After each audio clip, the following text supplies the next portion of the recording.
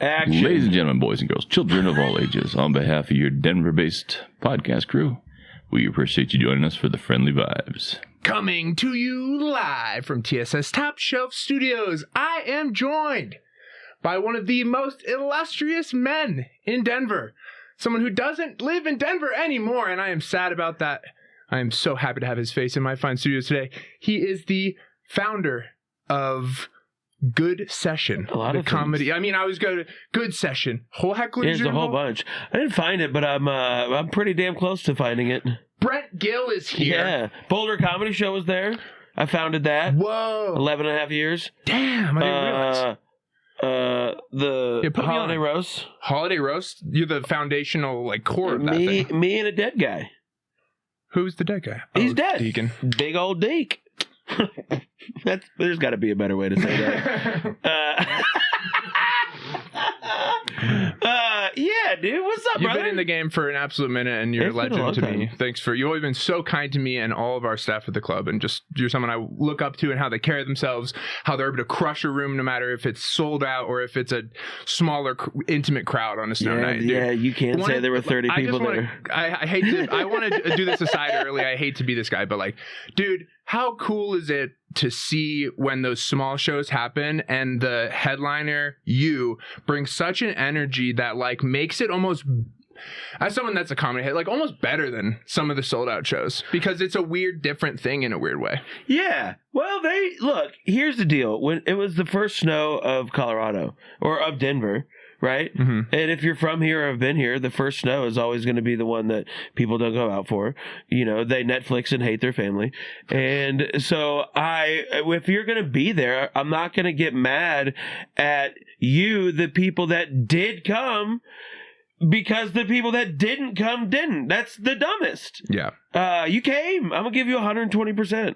And this logic is like I don't understand how that's not what everybody's framework is because you know sometimes that the gristled you run into someone that's maybe a little gristled or something and their life's happening and it's frustrating, I bet, too, if you're constantly on the road and then the weather or other implications of a city, there's events or something that's going on and your show doesn't sell because of it. It's like, fuck, dude, I'd be so pissed. Yeah, that hurts your feelings for sure, and it does piss you off. And like if you're on the road a lot and then all of a sudden you get there, you jump through a lot of hoops to be there, and then you're there and no one's there. That sucks. Like I did a show in Plano, Texas, where I was doing Hole Hecklers the next day. I was like, cool, let me headline the House of Comedy. I had been there with Stroop beforehand. And so I show up, I drive 3.5 hours up there. I was going to stay the night anyway because I had to for Hole Hecklers. So it all works out. I have to buy a hotel anyway. I have to do right. So I go up there and they're like, we have 4 tickets. What do you want to do? You want to do it or you want to cancel? And I was like, well, I drove all the way up here. You know, let's if they're here, let's do the show. And they're like, we were hoping you were going to say cancel. we're canceling the show. And I go, why did you give me the option then? I mean, because I'm always going to do the show. I always they still paid me like there's a cancellation fee, so I got a cancellation fee. I'm like, why didn't you want me to just do the show? These 4 people are already in your lobby drinking. Right, you're gonna make a little more money. Yeah, the lights cut are already everybody, set up the soundboard, cut everybody. And they're here. Yeah. Because now those 4 people are going to go home and be like, well, who knows if it's actually going to show up or not. Unless I know who the person is. Who knows if this unknown comedian is gonna sell. And then I look terrible. And I'm like, I would have put on a great show for him. Yeah, definitely. You would have learned so much about each of those 4 people's lives, dude. 4 is would have been wild. Yeah. But I was 3.5 hours to get there. What's the smallest show you've ever done? How many years have you been doing comedy? I started it in the winter of 2000. I mean, I don't really count when I started in high school because I did my high school talent show in 2004. Okay. But I started going to open mics in the winter of 2005. Got it. Yeah. Wow. Yeah. So in your 20 years of comedy, what's the smallest amount of people that you've done like a headlining set for? Well, let me start with the worst, so I don't have to think about it. Okay, please. The worst was with me and Chris Charpentier. Okay. In the village of Questa, New Mexico, where. Can you pull that up on a map? Oh, you should. And it's not a city. It's literally. If you type in Questa, New Mexico, Questa, it is a It is a not sanctioned, but it's not a city. It's unincorporated. It's a village. I love that. And they have to. Here's the best part: is they have to. We'll just do a slight edit because I don't know if you want to be in the camera for this or not. Keep going. Okay. Well, this is a real show about real people, Brent. It's true. The fans know. So we show up. This is my first headlining weekend on the road. Wow, first ever? Yeah. So what year is it? Sorry. So I'm in my Acura. So that was. You go by car. That's how you remember time. Uh-huh. I love that. That would have been no later than 2009. Yeah, probably 2009. Probably no later than. Okay. Yeah. Wow, that's quick. No later than. I may have still been in college, but I think I was already done with college. And so, yeah, the village of Questa, New Mexico. Look at that shit. It doesn't look much different. It still has horse and carriages. That's not true. That looks like the venue. No. So swear to God, there was. We did it in a liquor store / VFW / pool hall / Mexican restaurant. It was a huge building that they quadranted off in 4 sections with like those accordion walls that you see in shitty hotels or just old hotels. Or master I guess ballrooms, but they're really huge. Then Yep. And it was there was like 9 Mexican women sitting right up front. Okay. At one table, and they only spoke Spanish, and their husbands were playing pool in the back. Okay. Heckling us in Spanish. Oof. It's awesome. That's epic. And they're like, I want you to do an hour of clean. You started out just doing clean? Like, was that your no? I wanted to headline. He was paying me $150 per show to headline. I was like, who cares? Yeah, it wasn't a who cares. It was like, I want this. I can do this. I can. Fuck yeah. You know. No, sorry. I'm just trying to understand how you carved out the beginning. How it broke down? No, just like how you carved out, like, you know, making headlining in 4 years and that kind of stuff. I shouldn't have been headlining. Yeah. Okay. But we all have to start somewhere. But it's Questa, New Mexico. That's the thing. We all have to start. It's $150. Even for a road gig, like a low-paying road gig, you're still getting $300-ish. On the lowest of low pay. Like, I'll go a couple hours out of the way for a $300 hour if I'm trying. If it's been more than like a month since I've done an hour, just to stretch my legs, just to see how these new jokes that I have fit together. Because my problem is I can't just tell a joke. It sucks. It's a real problem. I hate this. It has to be a part of a thing. My biggest hurdle with jokes are, how do I get into it and how do I get out of it? Oh, okay. That's my biggest hurdle. Got it. I have the funny ideas and I got like, oh, all right, I see it, but where the fuck do I put this? Wow. Okay, but you feel weird just doing the funny idea on its own? Yeah. Like you never done one-liner type? No. Yeah. Okay. I mean, my whole persona I had a persona before I was a writer. I could write. I had stage comfort. I had stage presence before I was, like, years before I feel like I became a good writer. Okay. So I before still you feel had like jokes, I'm not you the were best comfortable writer. in front of people. Oh, comfortable. God, Yeah. Yeah, I could carry anything with just my on-stage persona. Was that you in a diaper too as a toddler? Probably. Yeah. Fuck yeah. Yeah. So this gig, we're back to the accordion gig. Yeah, the four. Yeah. So you asked the smallest. So but that was the worst, but just because of they didn't understand you and you were being heckled. What are we doing here? This is ridiculous. That was the whole crowd though. Yeah. Oh wow. And then Sharpie's favorite. Yeah, that was it. It was just that was everybody. Sorry. Yeah. Sharpie. His favorite part of that story though is his favorite part of the story is the guy calls us, the booker, and he goes, hey, good news, bad news. And this is me doing my best impression, like Sharpie's telling, because I don't really remember this happening, but it sounds exactly like something I would do. And Chris Charpentier takes so much pleasure out of telling the story that I now have taken a lot of pleasure out of telling the story. I love it. But the booker calls us and he goes, hey, good news, bad news. The host got sick, had to cancel. But good news is I found Albuquerque's #1 impressionist. And apparently I, without even blinking, go, he was available?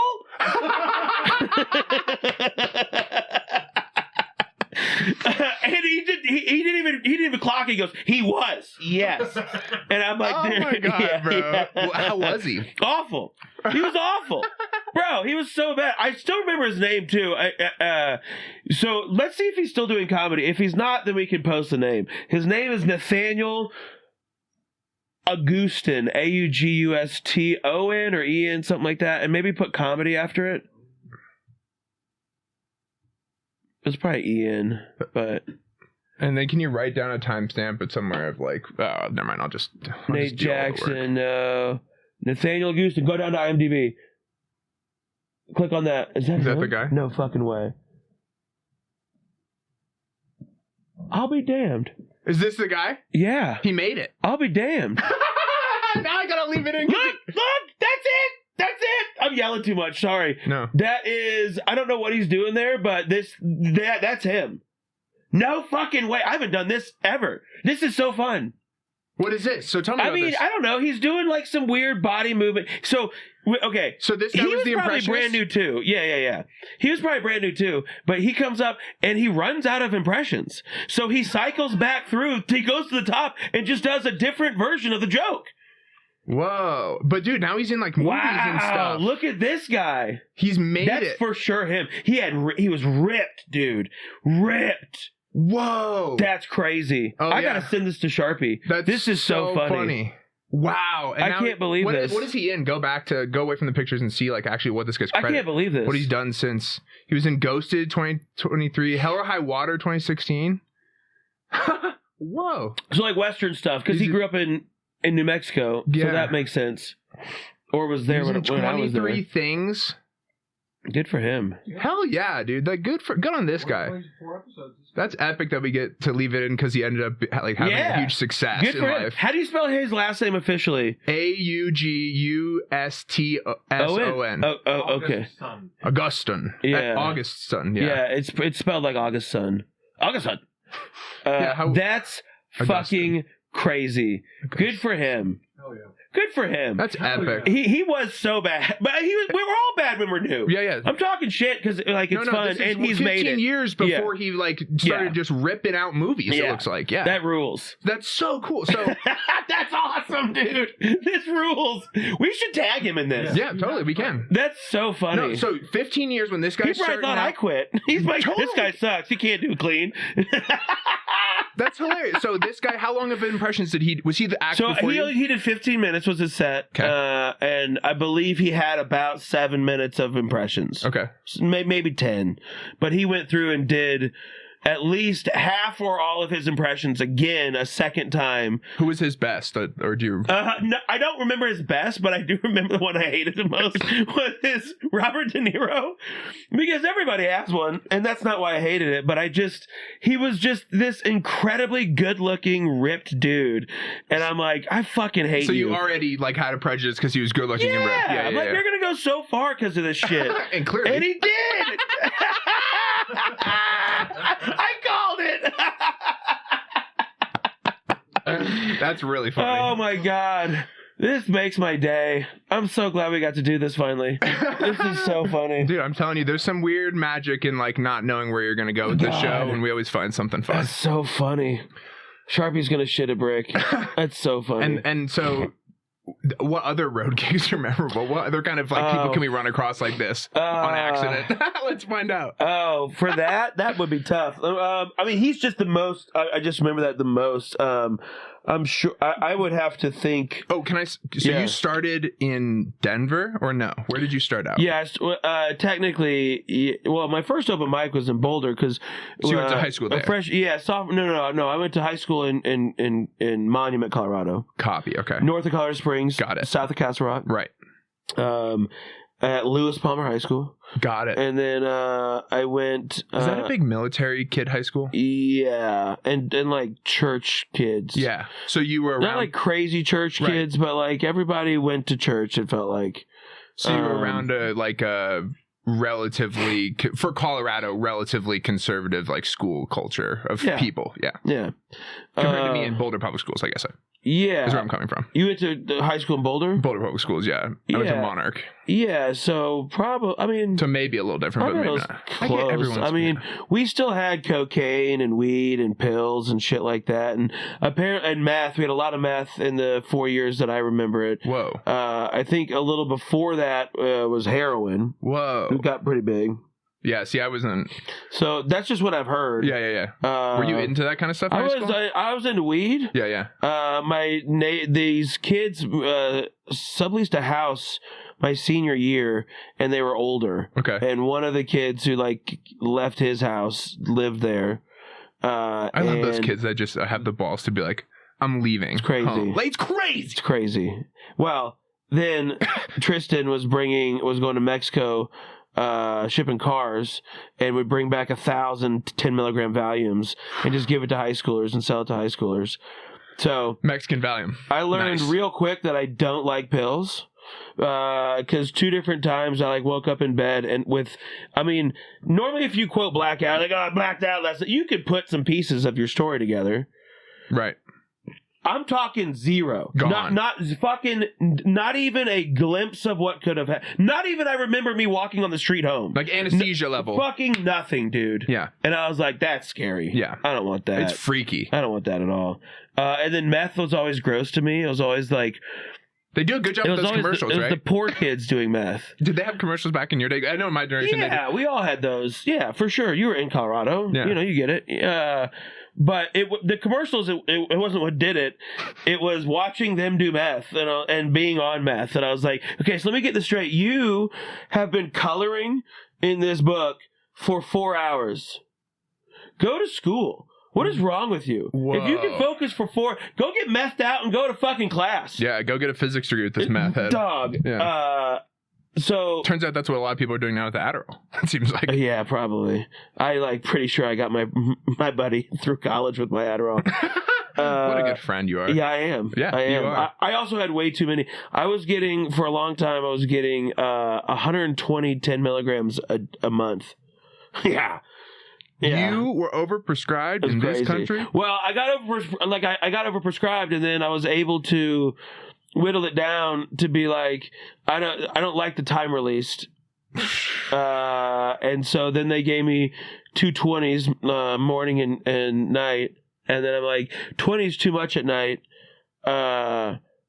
I do comedy now. Sometimes I don't take it till late, and so then they just broke it down to 4 10s, and I was like, "Perfect, thank you. Nice. I need about 30 of these, and I'll be good to go." Dang. Yeah. But why are we talking about? You were talking about your high school experience growing up. Yeah. There, Why are we talking about that too? Kind of just how you carved out getting into comedy. I think. Oh, okay. Because I was wondering if you started in Denver and you said you grew up in Monument. Oh, got you. No. My open mics were in Boulder. Got it. In Boulder. Here we are. Sorry. Got it. My open mics were in Boulder. Right. Because I didn't have a car. My parents wouldn't let me have my car until sophomore year in college. And so you were going to CU Boulder? Uh-huh. Okay. Yep. What were you studying there? I got accepted to be... Hold on, let me fix my shirt. I can't look fat. That's the whole thing. I'm leaning back, and I feel like I look fat. You look excellent, sir. You're so sweet to me. It's just because I'm your guest. No, you do look excellent. I got accepted to be a math major. Oh, whoa. Yeah. You're smart. Yeah. Epic. Yep. And then... and did that pan out? Nope. Too bad. Nope. I quickly was like, well, this is dumb. This is way too hard. Way too hard. You got into 3 classes. You're like, this sucks. I wanted to be a math teacher. Okay. Because I knew that if doing comedy, I'd have summers off, I'd have weekends off. That's a good schedule for doing comedy. Definitely. So that was in high school that I decided this. That's how early I knew I wanted to do comedy, or at least, and I remember saying this, I want to do stand-up comedy or at least be in the entertainment industry in some capacity. Do you remember when you first had that realization? 16, 15. Did you start writing watching around Comedy that time? Central, Presents, watching Premium Blend. What was do you remember the first joke you wrote in high school for that talent show? Yeah, vaguely. It wasn't a joke again. A lot of it's my pizzazz. Oh, sorry. Right. It was my pizzazz. So the joke was something about how for some reason every lunch period, so our high school had an expansion, so there was a new side and an old side, and in the old side during lunch, and we had like a couple lunches because we had about 1,400 kids. So it was a 4A school. It was a big school. Whoa. You know. Now that I think about it. No, in the whole school. Yeah. So my graduating class was only like 300-400 people. Now I think about it, it's about the same size as my high school. Yeah. I was like, whoa, what a class. Not crazy. Yeah. And then,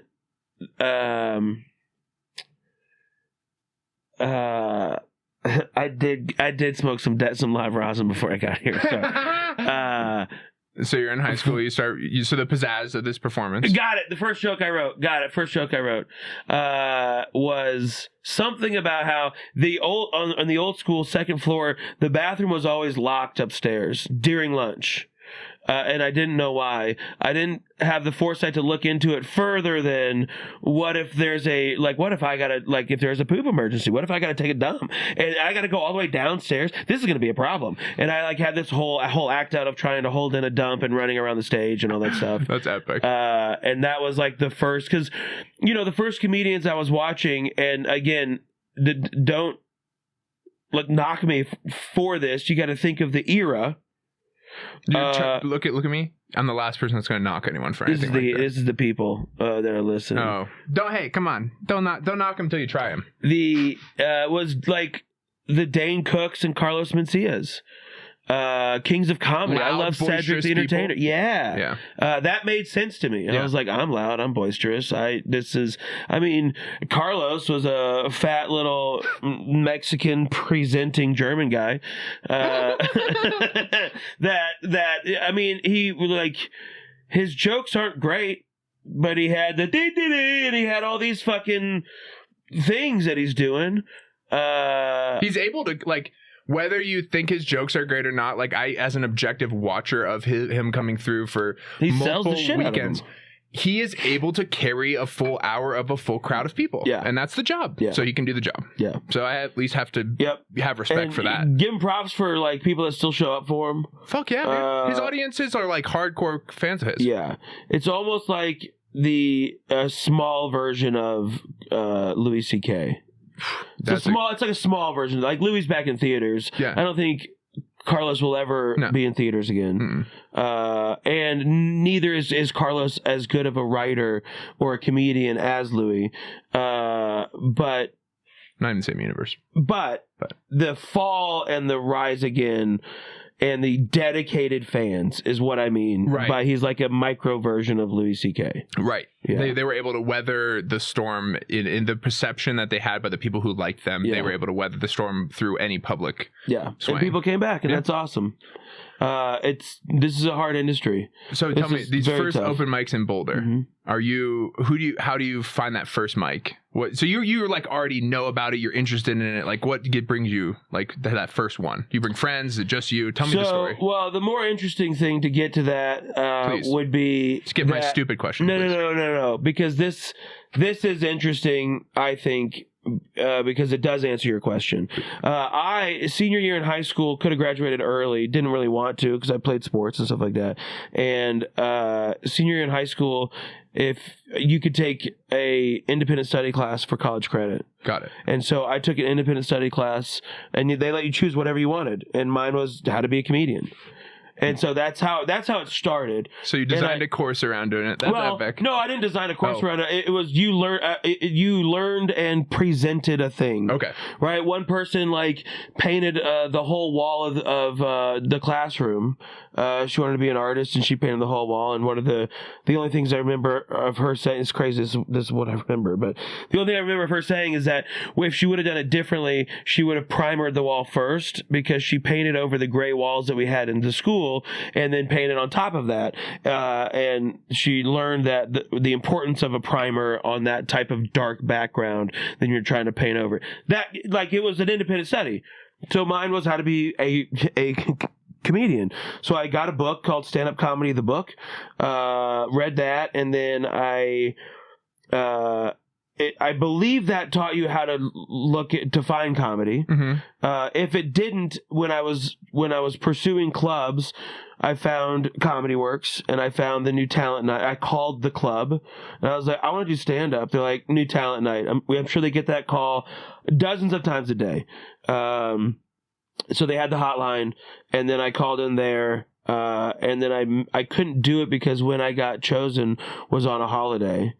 And my family was going out of town, and my parents had to be there because I was under 21. Oh, yeah, yeah. Trust. So I missed. So I couldn't do it. Right. So you had to wait. What a whole. That's what led to the talent show. Oh, okay. Yeah, because I couldn't do the Comedy Works one, so I did the talent show, which is pretty cool. And I think did you crush that show? The first one I did. The second one I was too confident. It's like when you go to an early show, late show, and you fucking destroy the early show. You're like, this'll be fine. And you go to the late show and you forget that they're different. And then you treat them like they're the last crowd. And you're like, come on, y'all. Be on my side already. Right. And you got to work, and that sucks. It was like that. Okay. That's fascinating. Yeah. So I got a taste of that real early. Because it was 2 nights. First night, second night. First night, I like dry heaved in the parking lot too because I was so nervous. Wow. Yeah. How long was your set for that? It was like 5 minutes, 7 minutes, something like that. Okay. And then, but it was very word for word memorized. It was like a monologue. Yeah. Because all I had done was theater classes and improv classes.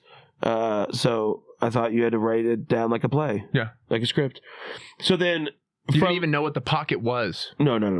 I probably still didn't know what the pocket was until like 8 years in. But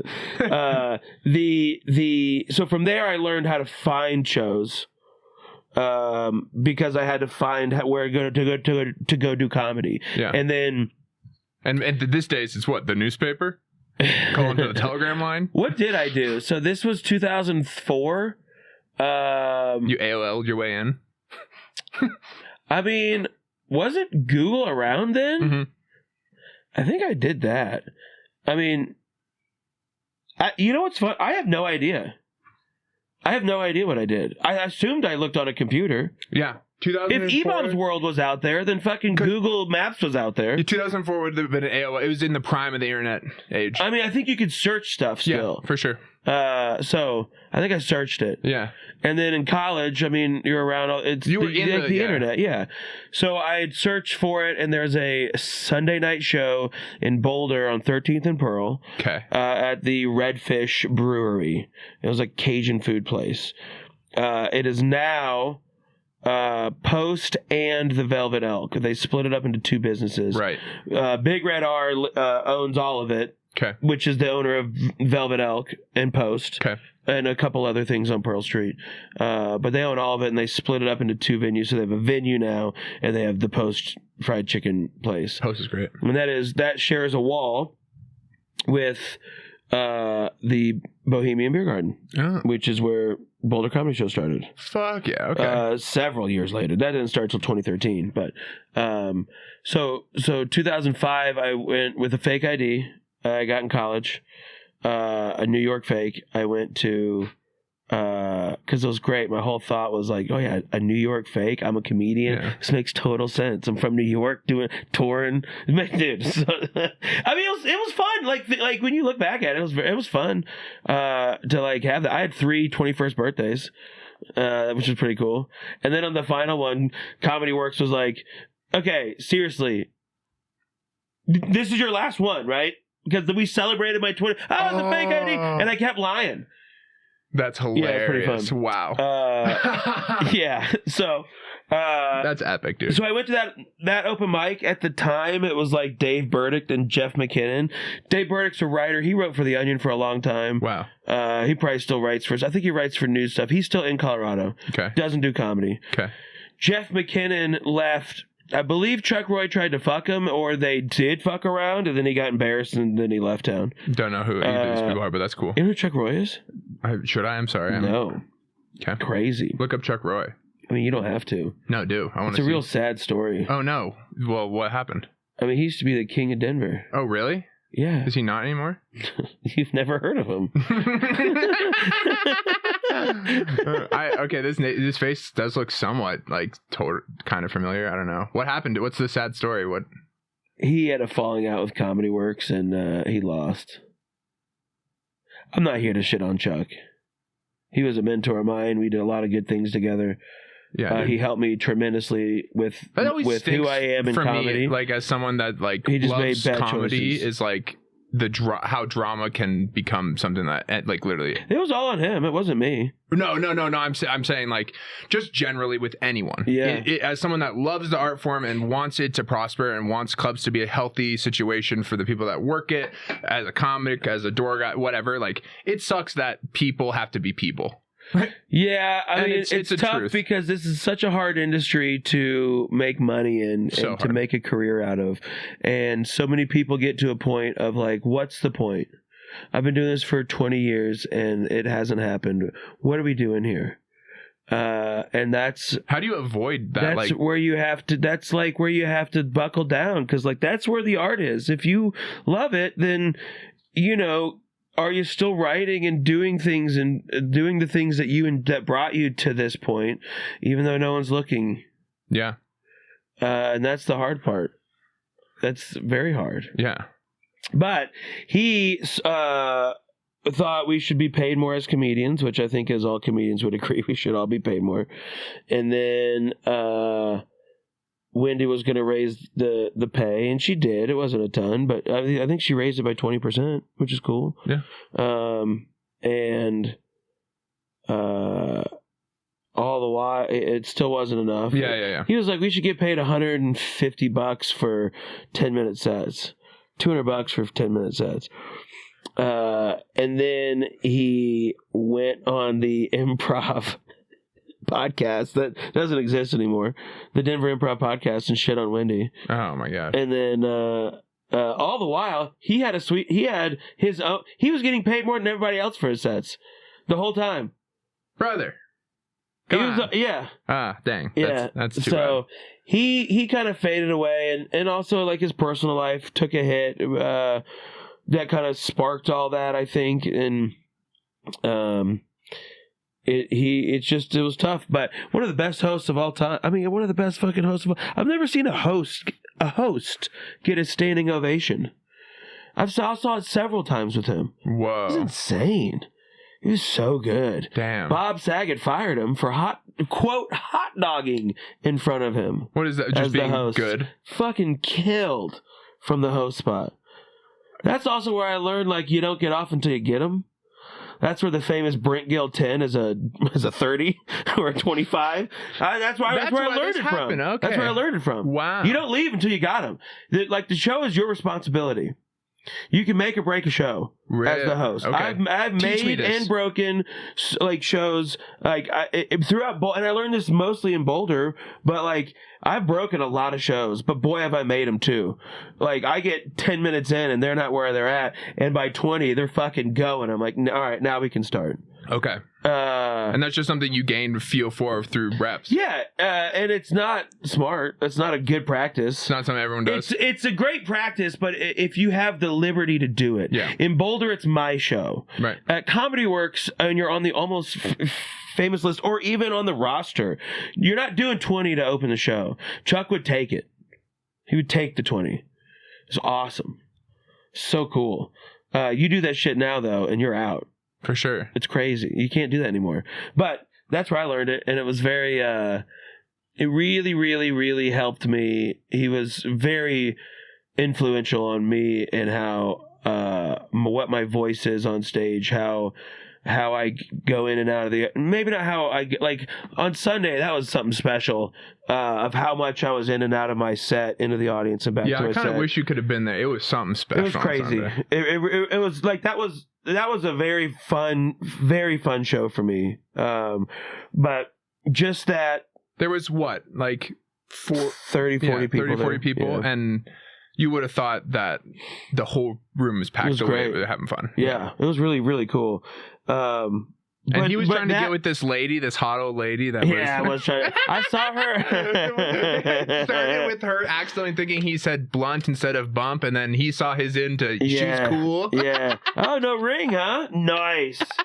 Yeah, it was very fun. She's sitting a different way. I wish I had like a montage of her and the different ways she was sitting during different jokes. So I think you need to get one of the cameras that he has and take it with you and put it on you, like beside or on the corner of the stage for something like that, so you could get that cut if that thing does happen. Because you're you, and because you have so many of these organic moments, I assume, on the road, like, that's the kind of thing that I think would get that kind of cool footage. This episode brought to you by the Insta360 and the GoPro Max. It's not brought to you by anything, but if you want to bring it by something, try to come for me. We won't take your ad money. Free and independent. Here's a forever. little thing, though. If you have the balls to start up a TikTok shop and sell a Hover Air Pro, they got a 20% commission. Hover Air Pro? What is that? It's a drone. It's the best drone I've ever used. And if you sell it, you get 20%? Mm-hmm. Dang. I haven't had the balls to go through and make the TikTok shop, though. So that's just a free little bit of information. Okay, interesting. It's a great drone. Anyway, so I learned about that. And then Ben Roy was also a huge influence on me. Lewis Johnson was a huge influence on me as well. Those guys from back then were huge. I mean, one of my favorite memories, and I tell Wendy this probably maybe once every other year, about when the last time I saw her take shots. And she goes, I did it at this party because everyone was drunk at this holiday party. This year, this year, this was the drunkest I remember in 5 years. I'm so glad I wasn't there. So drunk. Everybody was drunk. I wasn't that drunk, but everybody was very drunk. Yeah. But they were trying to get Wendy to do shots. I'm talking to her. And I was like, oh, yeah, she doesn't do shots. Oh, I do remember when she did shots, though. And she goes, Brian Regan? And I go, yep. And Bill Burr? She said that. And I go, yep. And then we both knew that Chuck Roy was next, but just didn't say Chuck Roy. Because we both knew that Chuck Roy was the other one in that party, and me, because I was there because Chuck was kind of mentoring me, right? Yeah. And so Bill Burr was at the club, and this was in a phase in his life when he wasn't drinking. And Regan was at the Buell or Red Rocks. I think he was at the Buell. Okay. But he pulled up in his fucking tour bus when you could still drive on Larimer. And his kids, I think he was like, if I remember correctly, because this could be wrong, because I've had 2 nights where I drank with him. I'm 90% sure that this was the time. So, like, if you're nerds out there and you're looking for it, it would be around whenever his divorce was, which is around the time when Bill Burr was still doing and not selling out comedy clubs. It was that time frame. So 2008 to 2010. Yeah, I was going to somewhere around there. Maybe 2012. Yeah. So he Bill Burr's down. So Chuck's hosting. Bill Burr's headlining on Saturday, and Regan comes over for the late show at the end of the show. His kids are up in the tour bus with the tour manager and everything. So it's just us. Wendy comes down because she was still at her condo. So she's real close. This is so far before the South Club even existed. And at the end of the show, we're all just kind of drinking, and Wendy comes over, and Regan is getting divorced.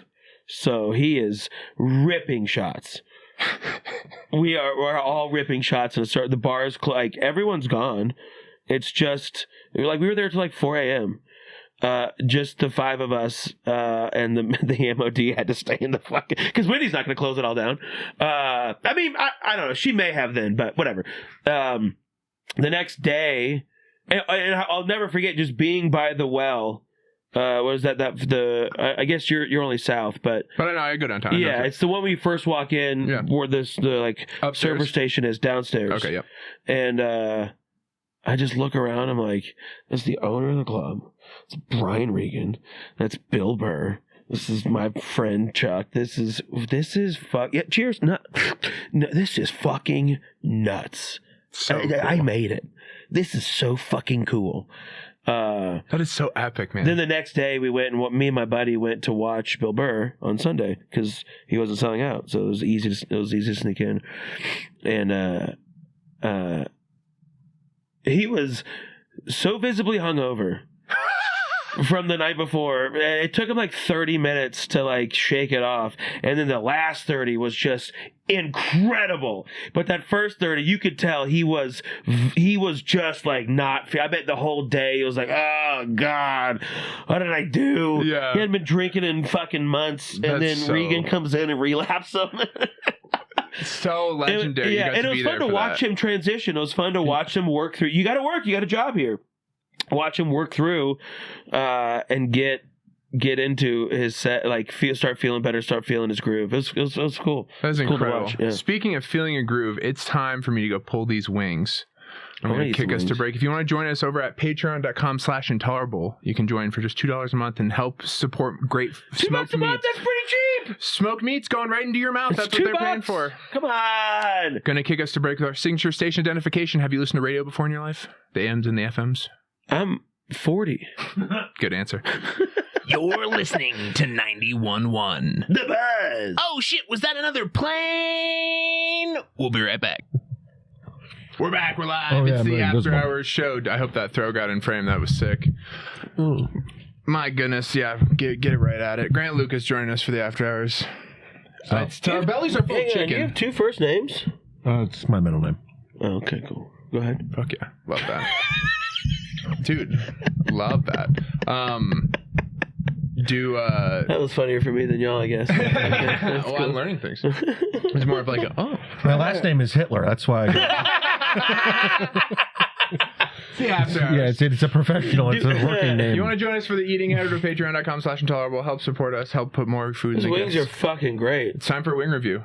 Oh, Lord. Wait, right now? Do you have to do the rest of the stuff? Do you have anything else That's it. I mean, we're just back into the fun. I think that was my review already. I think it'd just be 5 stars. These wings are great. Oh, yeah. These wings are fucking great. Dave Portnoy. Dog, so I guess I got to be detailed on it.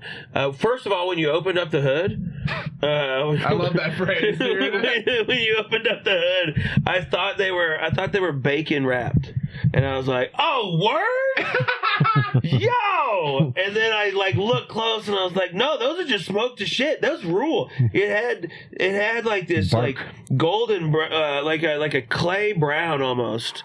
Almost like this color, like a maroon, on the outside of them, and that's a rub. and as soon as I saw, I thought they were like marinated. When I was eating them, I thought they were like marinated. I also don't know how to cook. Mm-hmm.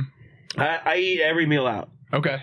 The best I can do is breakfast. What's your breakfast go-to if you're in the kitchen? Brother, anything, but here's the common one. Okay. It's always because breakfast is like Mexican food. It's always the same ingredients, right? Yep. So, hash browns, eggs, bacon sausage. Typically, what I try to do is find a different meat if I can. Ooh. Like a than steak. those. Brisket. Ooh. Yeah, I'll do that. Wow, I'll do that's pulled awesome. pork sometimes. The meat is the mix up that I that's how I vary it. You're an awesome. It's always going to have hash browns, and a lot of times I'm trying to make a sandwich, and there's so much food that I've made that it doesn't even fit on a sandwich. So it's like an open-faced fucking skillet sandwich thing. Well, then you're ready for the Food Network. You're like, it's a deconstructed. I get 2 sandwiches. I get shredded, ready to go hash brown potatoes. They're just in a bag, so they're ready to go. Yeah. And I love doing a skillet. So I love just putting all the shit inside the same thing and mixing it all together. That's my favorite. I love a bacon, egg, and cheese bagel. Everything bagel. I like those. If I do buy bacon, though, I don't want to clean up. So I get and I know this isn't good. I get the pre-cooked bacon. Oh. And I just heat it up for a couple seconds on each side. You have an oven, though, right? Yeah. Have you done oven bacon? Let me put you on, sir. Yeah. You don't have to clean up. Big Bacon is lying to you about cleaning up. You can have the bacon that you love and not have to clean up. And the way you do it is in the oven. You take a cookie tray or something that ideally has like a 1/2-inch edge. You're going to lay tin foil on it. Hang on. Or if you I'll stop listening for a second because I forgot to mention the height difference between everybody and me. I feel like they're setting me up in this couch because it is crazy how low I'm sitting compared to him. You're a full 3 feet taller than me. Dude, you got to understand, I have this is the exact same. This is LeBron James's measurements of this. So is also I'm incredibly cursed to low. die young, Brent. Incredibly you guys, this is the same measurement as LeBron James's too. and you know what? This is the same measurement as LeBron James as well. It's Michael Jordan. Well, the front of it part. That's why, I committed like Jordan. Because Jordan is the best. Anyway. He's the best. You can sit back up. I just wanted to point that out. Tell me about this bacon in a pan. I'm telling you, just put it in a sheet. Like, if you're okay with aluminum foil, What about all of the... You just strip it down. Wait, whoa. Why did you say if I'm okay with aluminum foil? Who's not okay with aluminum foil? Some people, the new, kick is like cooking on aluminum foil is giving you stuff. Yes. So we can't have deodorant. Yeah. And now we can't have bacon? We can't have anything cooked on deodorant? Can't have you can't eat anything cooked on deodorant anymore. That's how I lube the pan. Yeah. Wait, this Make sure you get the invisible. The aluminum foil? Huh? Some people are retarded. Yeah. That's what I'm saying. Yeah. But that's the I'm going to let you say it, though. Yeah, but people are retarded, and they're like, "Oh, there's plastic everywhere." the Colorado-based one, not a Texas-based one. If we were in Texas, I'd say it. Well, I'm secretly retarded, so I can say that. No, I'm physically retarded. the thing about it is I'm just physically lay slow, that right? No, come on, that's a great... I mean, I don't know. I'm physically retarded being too big. Retarded's I hit being my head. slow.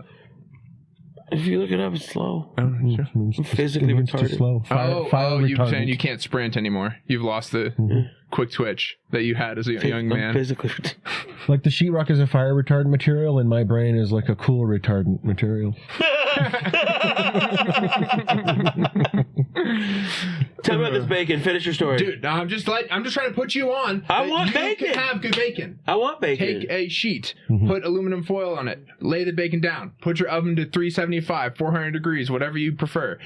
Throw that sheet in, give it 10, 20 minutes, something, 25. I don't know how long, watch the bacon. Yeah. That's and then a the bacon, lot longer of Dude, time. dude. You can cook 2 things of bacon at once. Dude, you just can put it go. in the You just have bacon for days. Yeah. That's what I do. Exactly. I'll cook like 3 things of bacon. Whoa. You just crumble it on whatever you're eating. And then you take Shut that up. foil That's and you not just good for throw us, it is it? right Fuck away. that. We're gonna die anyway. We got plastic in our dick. Like, going back to what you said. Oh, yeah. Well, no, I come enough. I think I don't have any left. True. I don't think I have any more You're getting it plastic out. left. Yeah. Yeah. That's not what that is. That's what the white is, isn't Yeah, it? no. Yeah. That's not microplastics? Yeah. What? Coming, brought to you by Hasbro. Your same favorite characters that you loved as a kid. That's fun. They're trying to get me to come in the office, but I don't jack off in front of people like that. Not since COVID. What do you want to talk about here in this after hours? Sailing? You got this guy on the couch? I mean, we got this. What do you this landlubbers want to know about the ocean? Yeah. What did you do? Teach us about the What ocean. did you... I'm afraid as shit of it. Can I be honest with you? I am You should be. afraid as shit Anyone of who the says ocean. they're not afraid of the ocean's lying. Or has You know, never seen okay, it. here's what I will talk about. I have grown more afraid of the ocean as I've gotten older. Good. That's because you're getting wiser. If anyone says, if you're on an aircraft carrier and you say you're not afraid of the ocean, you're fucking lying. It is the most terrifying thing. It is another world. You're surrounded by a totally alien element that wants to kill you. And this is what sailing is. I do like a lot of ocean racing, like a lot of distance ocean racing and stuff. Sailing is this beautiful thing where your mind is occupied by like the same 7 activities over and over and over again. And there's just kind of like, and you have no choice but to pay attention to them because there's this unwritten rule where if you fuck up, you're dead. And if you fall off the boat, you're dead. And if like this goes wrong and we sink and we die. And so like you're just constantly occupied with these little things and it feels like nothing at the time. It's just like, this is life. We just got to do these things. But if you don't do them, like there's just like this understanding that it's going to be real bad. And so it's beautiful because it forces you just to be like a cool You're mindful by nature because you have to be. So everyone thinks that rich guys buy boats so they can get blowjobs, which is very true. And there's great reason It's to a buy. two-part thing. Yeah, it's a two. Yeah, exactly. This is a multipolar world. Like you buy boats to get blowjobs. It's like the best way to do that. But also when you're like a mile off the shore, and remember the rich guys who buy boats are like lawyers and important people. They got a lot of problems and debts and stuff. And like when you're a mile offshore, every single one of your problems biologically disappears because you're occupied. You have to. I'm going to die if I don't do this and hold this, and if I don't steer correctly, you're going to die. And so your brain's like, fuck all that. It's like how. Wait, but don't they have crews? Don't they really rich? Okay. Well, I mean, there's really rich people. They're going to die with them. There's really rich people who have crews, but you're still like the guys who own these boats. They're still rich. There's still, commercial property developers with $100 million racing these boats. The guys who buy the big yachts and they just want people serving them all the time, they just want a palace on water so they can be some Persian prince. I just wanted to add that. The other guys... And do shit in international waters. Like the head guy for... You're talking about the guys like this guy for Amazon that he's the problem solver. If something goes down with AWS, they call this guy off from his sailboat on the seas and he docks it real quick and fixes the problem or whatever and comes up. Maybe when you get rich enough, you start to buy boats that are on another level of the planet. These are floating palaces. Did you hear about Bezos' new boat? Oh, yeah. How they had to take a bridge down to get it out? What? Yeah, he had to pay them to deconstruct and reconstruct a bridge. Yeah, and you know that permitting must have been crazy. Do you guys know who Gabe Newell is? He started Steam. He's like the PC master race Führer. Like the Steam Deck? Yeah, Steam Deck, like the video game company's been around forever. So that guy's a multi-billionaire, like the PC master, and he's had like big mega yachts like forever. He bought the company that built Jeff Bezos because he just like, I love yachts. I'm buying the company that builds these things, and like he's building like some crazy like research vessel one that a bunch of scientists are going to live on, and there's like submarines and all this stuff, and he's just going to like live on it and just be like this research guy.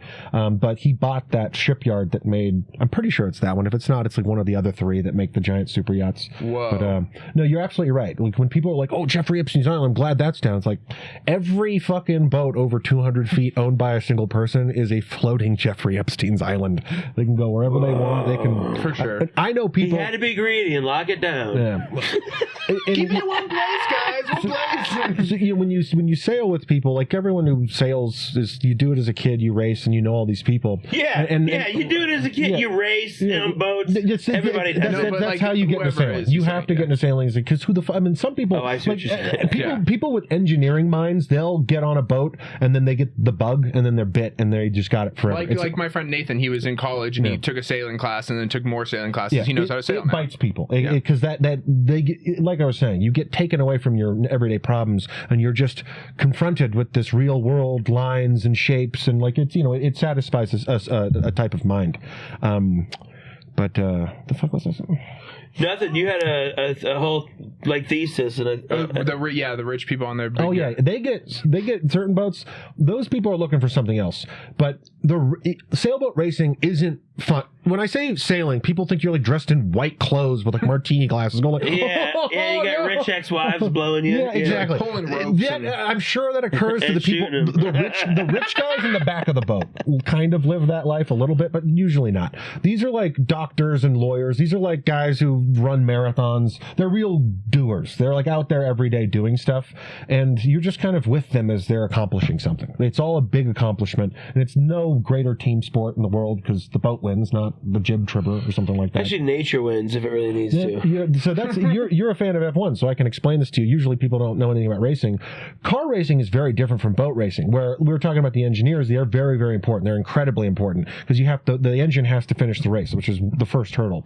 But car racing, yes, the Honda might be faster because they change the rules in F1 every year, so because they want the rules to change so no one has a dominance year after year after year. But the tires have the same friction on the same course, and the engines are doing basically the same thing. They're all basically the same car. Sailboats, unless you're in a one design, if everyone has the exact same boat, then it's just like a race. Whoever goes across the finish line first wins. But usually it's not like that. Usually we have different boats. It's like F2. Yeah, there's a rating system, and so you get time allotments and things like that, and you are playing against God. There's current and there's wind, and when you go places, when you go to different regions, like the good skippers will have a guy there who sails on those waters all the time, who knows at 3:30 the thermals from the city are going to start fucking with the wind, and at 5:30 it's going to start doing the number of races that I've won where we were in the back of the pack, if not dead fucking last, and everyone's on like the west side of the channel or the sound or something, and then like the skipper just knows, like in like car racing, you can maneuver and pass in the corner. Like boat racing, the wind is coming this way, so you can block the wind from people. You can fuck people. Yes. But then the whole train is going up the west side of the sound, and then the wind dies. And if you're smart and you tack out, and people are like, what the fuck is he going? Because you tack out and you're going to the other side of the channel. People are like, what the hell is that guy doing? And then the wind dies. You're in a hole here, and you just slingshot past every single person. You go from last place to first place. Greatest feeling in the world. It's the greatest feeling in the world. I kind of have a little stiffy just thinking about it, That's so dude. cool. How With your fun. boys, with your boys it's the on best. the water. It's the best. So cool. The second greatest feeling in the world. Just watching everybody just eat dicks behind As you. you're just like, best. they can It's the barely best. see you just being It's pumped. the most you just go by. Schadenfreude. When I buy a boat, my racing boat's name is Schadenfreude, which means good, bad in German. That's the sense of glee and joyfulness you get from someone else's dismay. So if you're racing and their car blows up like pod racing and Sebulba dies or whatever, and then Anakin Skywalker goes, yeah, that's fucking Schadenfreude. Schadenfreude. Hell yeah, dude. Yeah. That sounds fun. so beautiful. It's the best. You still race? I haven't been in a while. I might do. I was invited to do Sydney Hobart, which is a race between Sydney and Tasmania. It's the most dangerous race in the world. I think like 3 guys died. And last time. you're not polished up on it either. That sounds smart. Yeah. I like this. So yeah, let's just get our feet wet first with the one that people die. Why at. is it the most dangerous? What's So Australia and New Zealand, they're in the roaring 40s latitude. Those are the I'm trade. in my roaring 40s. Yeah. Those are called the trade winds. The trade winds are like just constant winds. That's why they call them the trade winds. They're constant winds in one direction. They go, I think, they go west to east down by Australia, and then in the Indian Ocean they go like the other way. But I think they swap, like the monsoon season like swaps those, and that's why they're called the trade winds, because they're reliable for big square riggers to go back and forth. Australia and New Zealand have the best sailors in the world, even though America is the most dominant sailing country historically.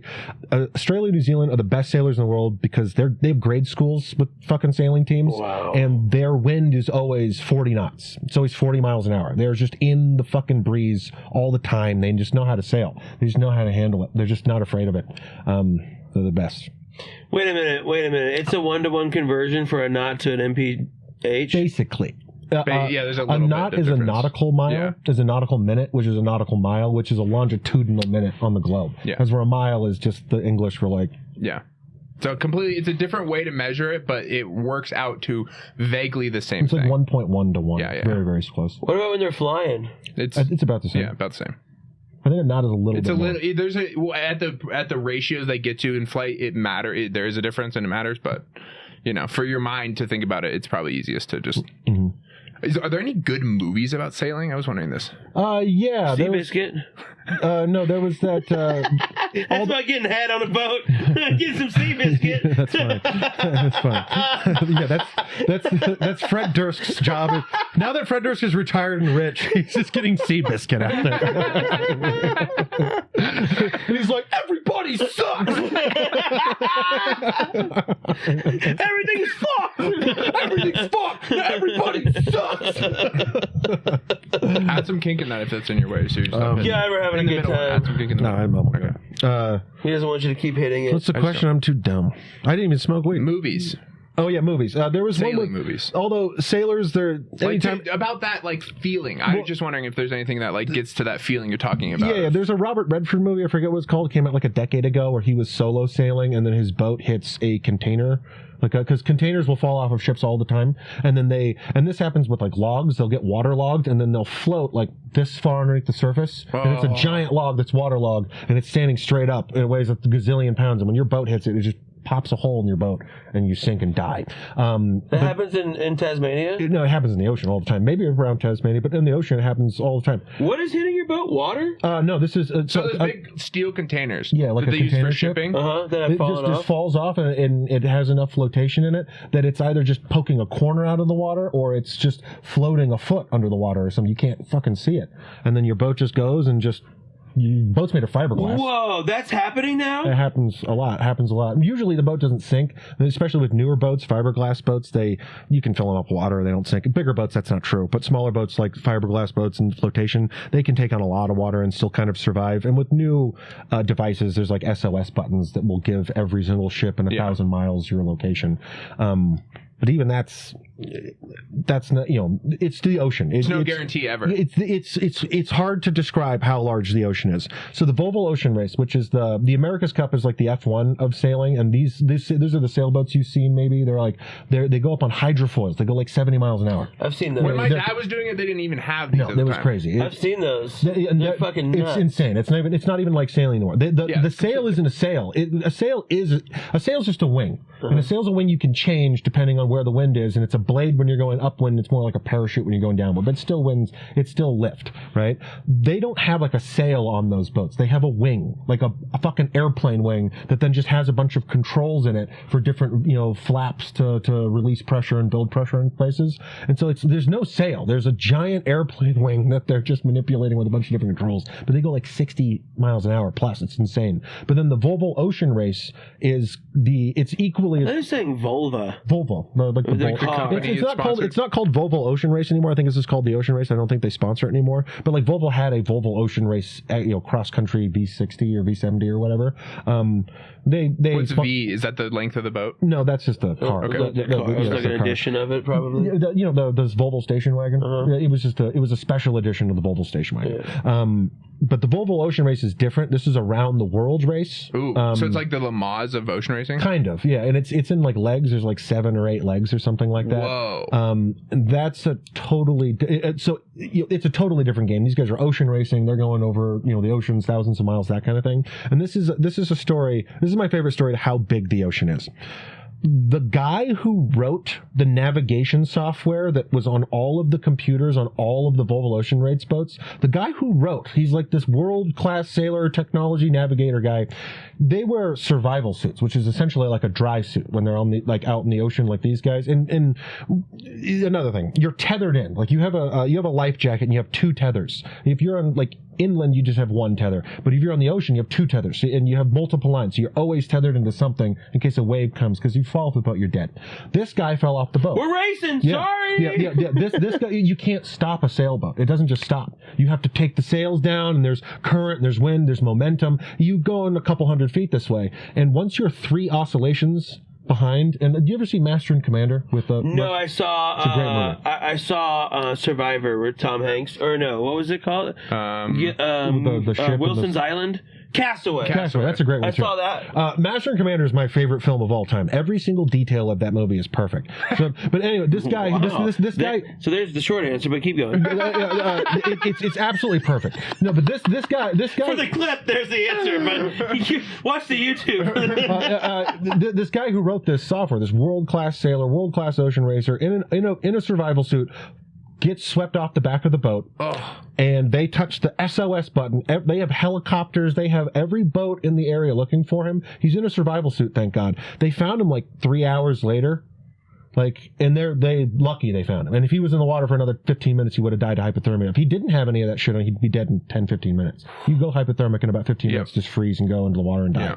Yeah. So he was luckily in this dry suit. I don't know how long he was out there, but they stopped the race and had every single vessel in the area looking for him, helicopters, everything. And this guy fell off the back of a boat. They touched a button for a GPS thing. He fell off a boat, and then it took him 3 hours to find. That's how large the ocean is. And he's got lights, and like there's like cloudy like fluorescent stuff in the water. Probably they have all these countermeasures. They have all these things to find people to make it easier. It took them 3 hours. And they're lucky. They're lucky because. And that was the guy who wrote all the software. Yeah, he knew what he was doing. He wasn't like some guy who was just out there the first time. And lucky he was in that stuff. But dude, the ocean is a planetary-sized object. That the only way you can compare the ocean is to compare it to planetary-sized things. That's how big it is. It's the Pacific Ocean is many times larger than the surface of the moon. If you flatten the moon out, it's like 2 or 3 times the size of it. It's enormous. And Master and Commander, this guy falls off the boat. This guy falls off the boat. He's like the most loved guy on the ship. And the rigging falls off the top of one of the masts, and it's tied down on all the ropes. And and they're in this big storm, and they're like, "Can we get him?" Everyone loves this guy. He's like one of the best guys on the boat. And he's like, "Fuck, it's gonna sink us." And so they have these axes. They had axes specifically for doing this, to cut the lines to just let this go so they could save everyone's life. And you just see this guy go 1 oscillation, 2 oscillations. Gone. And that's exactly what it is. You can throw a giant, we've done this before, you can throw a giant orange buoy in the ocean when there's big waves. The waves are the size of city blocks. Once it's 2 oscillations, you never see that orange thing ever again. And you're like no more than 100 feet away. 150 feet away. Because it got gobbled by it? Because you're like, it's like the mountains in, if you think about terrain going like this. The biggest boat I've sailed across the Pacific Ocean is a 70-foot boat. This boat will go into the trough of these waves, and you're surrounded by 4-story buildings of water all around you before you come back out. Like when there's like actual like weather on the ocean, the oscillations of these waves are the size of city blocks. Because you feel like you're riding kind of like a roller coaster. Yeah. Oh, big time. Like I was foredeck too. I'm the guy at the pointy end. Like you feel every bit of that. So you're like, so you go. The waves aren't breaking. If it's really windy. Then they'll break? Yeah, waves break when the wind is going against the current. I thought it when it hit a certain depth of land. So waves will break for a surf, like it runs out of water, like all that energy runs out of water and breaks itself. But usually when you see whitecaps, like on the ocean, especially when you're not near the shore, that's when the current is going against the wind. So the water's moving this way and the wind's just pushing it the other way, and it crests, and you always see those whitecaps. Big whitecaps. That's some oceanography, some land formation underneath the water, usually. Big whitecaps. Yeah, like surfing kind of shit. Or if there's a storm, is that also? Yeah. It's accurate with movies when the storm's coming and then the ocean's that's the like... wind. That's the wind. The wind moves the water that much? Big time. So when you're on a sailboat, you'll get the most amount of wind in the top half of your sail. Whoa. Well, that's not true. If it's a lot of wind, it doesn't make a difference. If it's very light wind, the taller your boat is, the faster you're going to go usually, because the top part of your sail is going to get more wind, because the friction of the wind against the water slows it down. And so just think about because it's like cement basically. It's air is fluid and liquid. They're fluid dynamics. And so there is one air molecule slowing down will slow down the air molecules around it. And so if you think of like a air tunnel or something for like cars and stuff like that, it's getting dragged you can see the wind coming down the water, and it hits it, and it drags against it. Yeah, and so that you have these striations of the speed of the wind. And so like usually you have a big boat, like if you're on a small laser, like a little tiny skiff that like kids sail on, and you're in no wind, you're just dead in the wind. But if you have a big 50-foot boat with a huge mast, you'll get some of that wind up there, and you'll pull ahead of people. And light wind sailing is a whole other thing, because they say walk like an Indian, which I guess people will call racist today, but you have to you can't, if you rock the boat, that's more friction with the water that will slow you down. So everyone has to be very gentle, very calm. You have to pay attention to everything. You have to you have to be paying so much attention to your sails, because it takes so much energy to get up to momentum to move, especially for bigger boats. But once you start moving a little bit, you can just it's the pocket. It's crazy to explain, how fucking titillating 0.1 knots of speed over other people can be, especially when they're not moving at all and you're just crawling. You're crawling. There's nothing more painful than being in a boat where there's no wind. People will kill themselves in the middle of the ocean. Like they have journals, like the Master and Commander guys. They kill themselves out there because they get stuck in a hole for 3 weeks, and they just being hot, and people will go crazy. But you're in a hole in a sailboat, you want to be moving, and you see other people moving. It drives you fucking insane. And then when you're on it, it's Schadenfreude. How do you get in a pocket and get out, or how do you get out of a pocket? You can't. You don't. You have to be very, the best skippers that I've ever had are very smart people. Like the best skipper I've ever had, other than there are sailor guys who are the best skippers I've ever had, but the best citizen sailor I've ever sailed with, this guy named Charles Hill. He's a professor at University of Washington's business school. He's an economist. This guy's his job is to think and know, and to think and be to predict things. And he's a great predictive racer, and he just knows the board. And you trust the people on the crew to do the nuts and bolts of sailing, and your job in the back of the boat as rich guys is get the number 2 up on deck, and then everyone kind of does that. But those guys in the back of the boat, you can't win unless you have those guys, because you have to be a good driver. You can't be like we were saying, if you rock the boat, there's friction, there's with the water, it slows you down. If you don't have your sails trimmed and you have to tilt your rudder over so it's dragging this way to keep you straight, that's a lot of fucking drag compared to someone else who's doing their shit right. You just have to know what the fuck you're doing, and really smart people who are good at seeing the problems in front of them and steering away from. That's how you win. It's like anything in the world. Yeah, but sometimes you get fucked. How do you see where the pocket is? Usually it's like what I was saying before. You sail the same waters, and so thermals are a big thing. If you're by the land, In the morning it's going to be cold air, and then the sun's going to hit the land. It's going to make hot air. Low pressure, high pressure. It's just going to make wind. If you when I lived in Chicago for a long time, late afternoon in Chicago, just the sun hits Chicago, all that moisture, all that humidity, it just makes this pressure hole. It just makes this pressure hole, and everything shifts around it. And it's so and if you sail there for a year, you might not notice it if you're not keen with it. But some 80-year-old guy who's been sailing there his entire life, he knows it like the back of his hand. He can, and there are people I've sailed with. These one guy. His name was Ron Puck. We called him Pookie. He was this 80-year-old guy. He's like, hey, my name's Ron Puck. He's like this little tiny Kiwi. He's like this little guy, and he could look at the clouds up there and be like, hey, we're going to have about 10 knots coming down southwest. There's going to be a wind shift about 30 degrees in about 2 hours. He'd look at the fucking clouds and tell us what the weather was going to do in 2 hours. It was crazy. Whoa. Dude, those That's people pretty are cool. Yeah, it was awesome. So okay, how long does it take to complete the world race? That's a great question. I think it's at least half a year. Whoa. Yeah, because 6 months? Yeah, because they stop places. I would have stopped sponsoring it too. Yeah, they maybe it's 3 or 4 months, but it's months and months and months. Whoa. Because it's all sales. Yeah, it's all sales, and they have where are the checkpoints? They change around, but usually Valencia, Spain. I think that's where it's headquartered. And then one place in England, and Newport, Rhode Island, and maybe San Diego. And what's the path? I think it starts in Valencia, Spain, and they go down to not Cape Hope. That's Cape Town.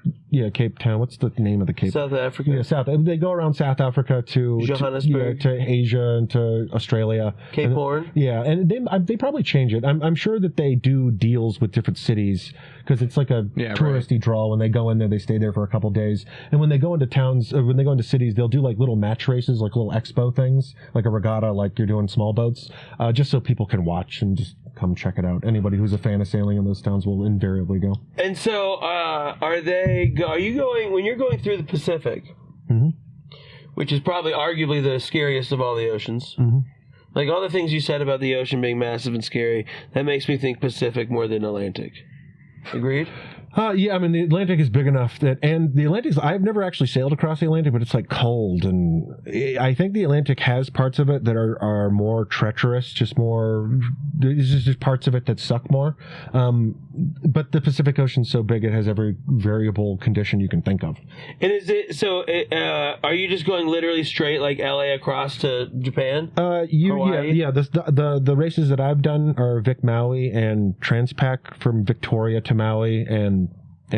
BC? Yeah, and then LA to essentially the same thing. So there's no stops there. It's all water. Mm-hmm. How long are you sailing for? Longest I've done is a month. With no stops? Mm-hmm. And you have that much food on board? Oh, yeah. And you're just going to die if you crash. Correct. You can always or if you hit a container. A container iceberg like the Titanic. When you're in a big race like that, there's so many people that you're never really in danger of something like that because there's so many other people around. But of course, it could happen. You never stop worrying about the ocean. And in the Pacific, are there always waves? No. Sometimes it's crystal flat as can be. The ocean, the Pacific There's no Ocean. wind. There's no wind. There's nothing. And you can't do anything. Mm-hmm. Sometimes there's a little bit of wind. It's kind of light, but usually when you're out in the ocean, there's big wind, especially when you get closer to water or to land and it bounces back. You'll always have some oscillations. And these 4-story waves that don't break, you just go up, There's moving hills. And you get to the top, and then you go down, and that's what you're doing. Riding in the car as a kid in a hilly neighborhood. The worst is when it's crazy windy, and it's not the big. There's big waves, but then they're big enough that they just keep coming at you, and they're coming they hit each other, and so there's no real pattern to them.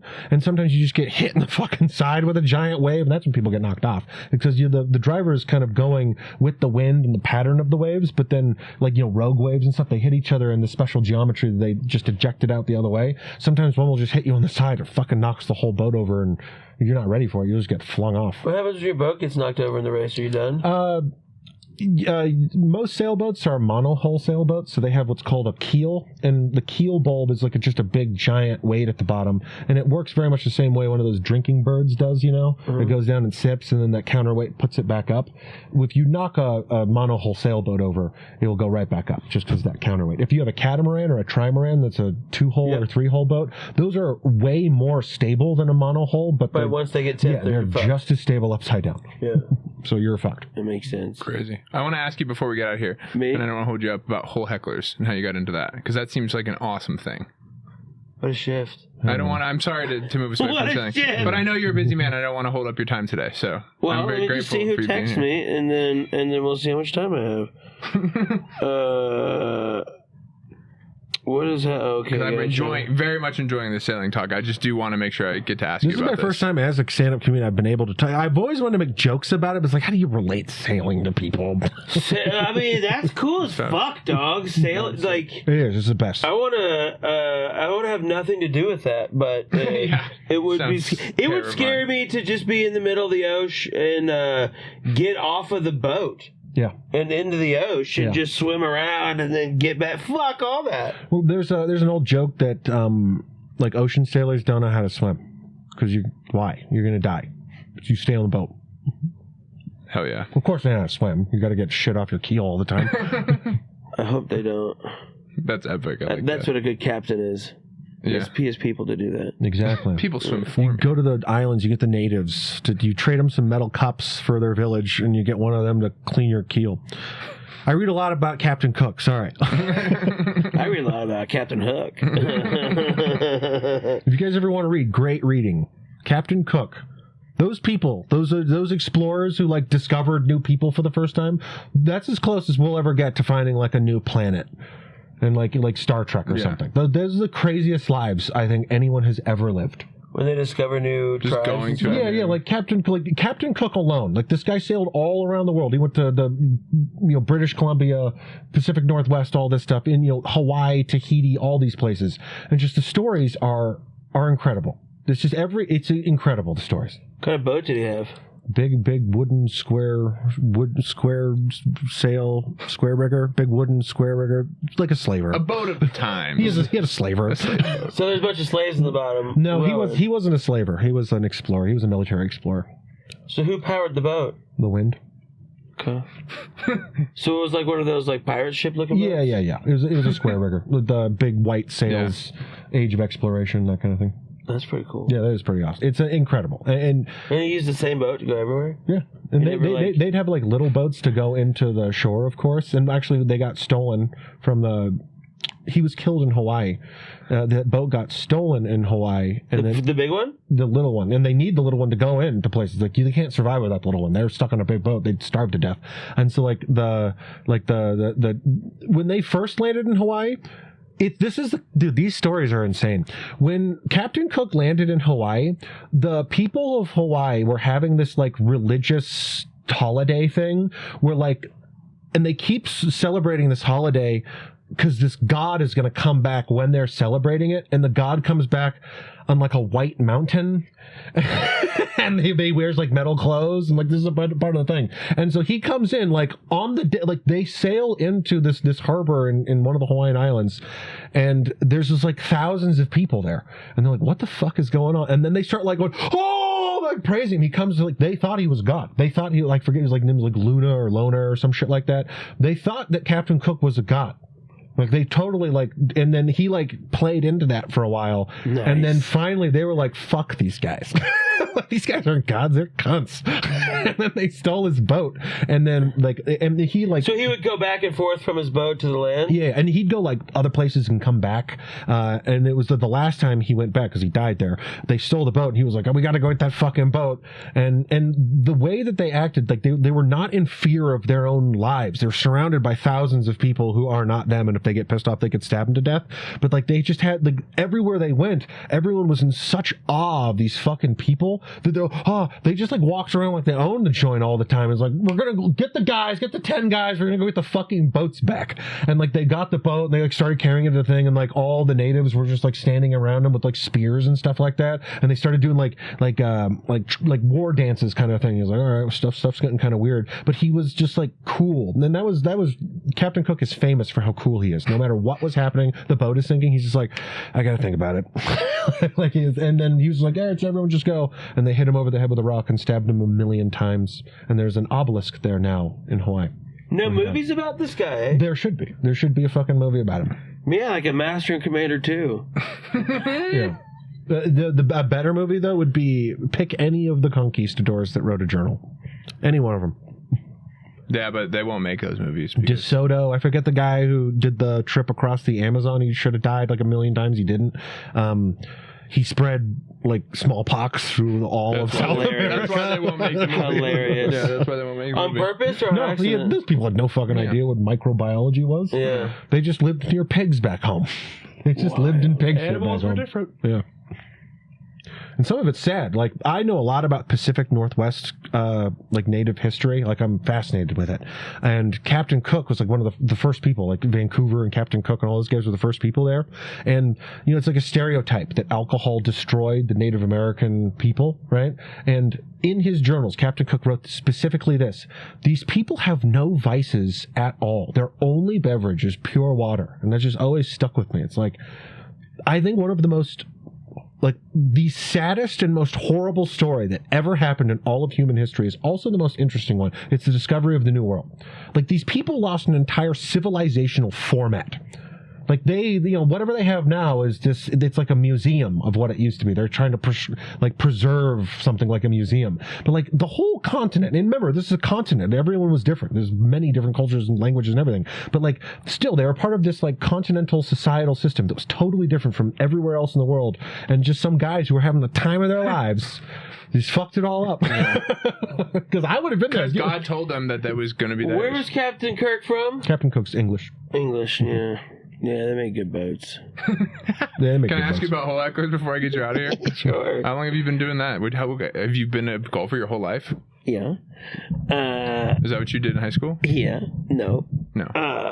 When'd you get into golf I originally? was so excited about this boat. We can keep talking about I know. I do want to tell you. I want to shift. I want to shift, but I feel like half of this clip is just going to be me just mouth open staring at him. Well, I was trying to be... What? Yeah.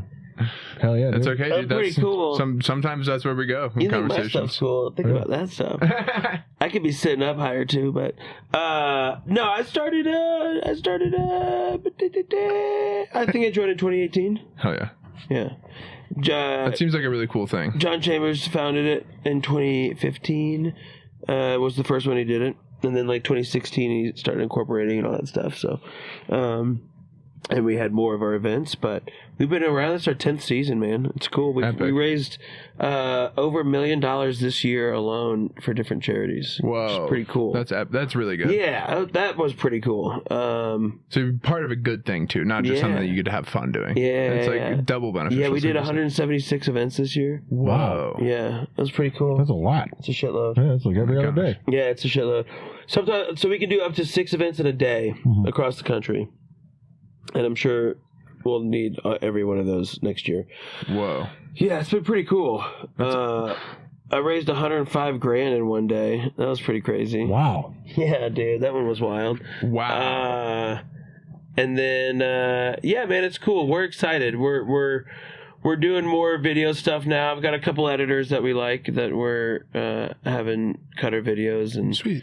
Now that we have kind of the business side down and solid and moving into the next realm of that world, it's been pretty fun for me. What's epic? I know you're enjoying Austin. Yeah, Austin's pretty cool. I love the city. I love all the things to do. There's just everything that I'm involved in is there, which is cool. I don't love having to drive around to Dallas and San Antonio and Houston, but what are you gonna do? It's not that bad. Yeah.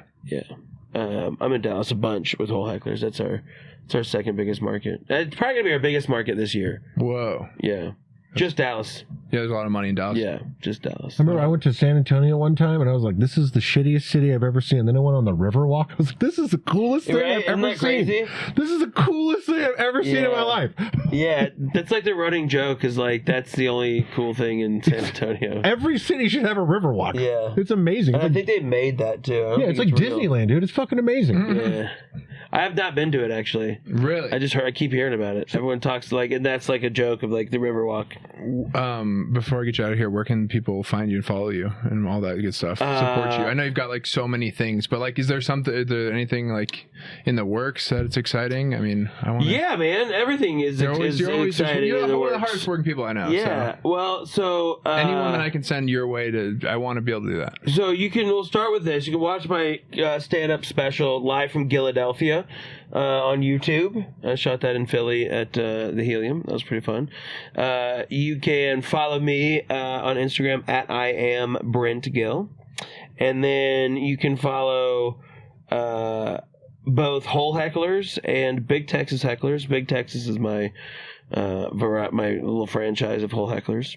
Okay. And then or my Hole Hecklers partnership.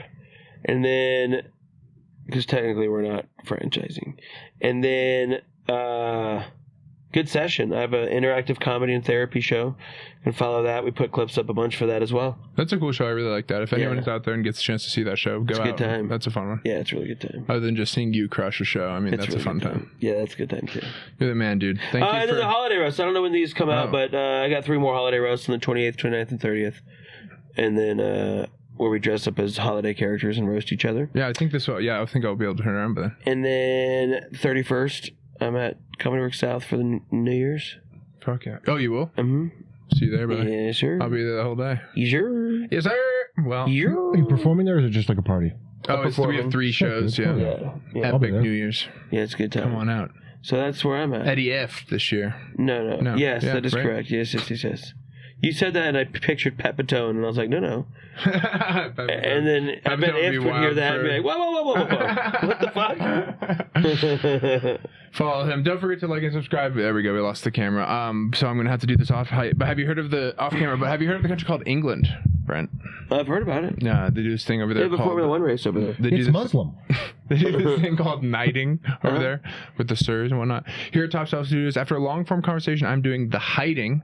Because all my life, people have been like, hey, can I get a couple inches? Oh my God, you play basketball? All this bullshit. You wouldn't believe. Someone last night, I have a shorter door staff, cutest, like, most awesome dude. And this guy walks up and he's like, thanks, little man, and hits me on the arm as I get him to seat. And he's like, I can't believe you did that. And it's like, dude, you don't even understand the way people interact with tall people in this world. It's fine.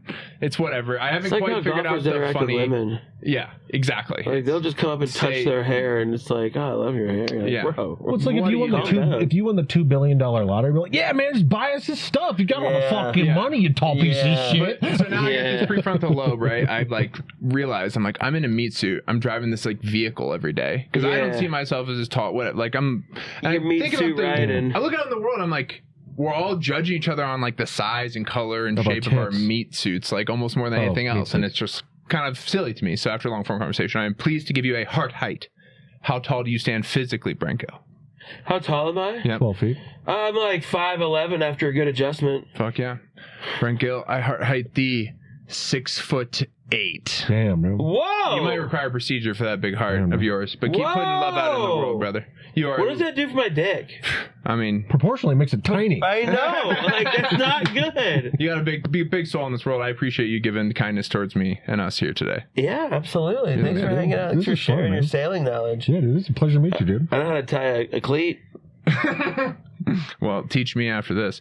Don't forget to like and subscribe, and go support him, see his shows. And as always, fuck off and be well. There's no camera. He doesn't want to fuck around with the United States. Thank you, everybody.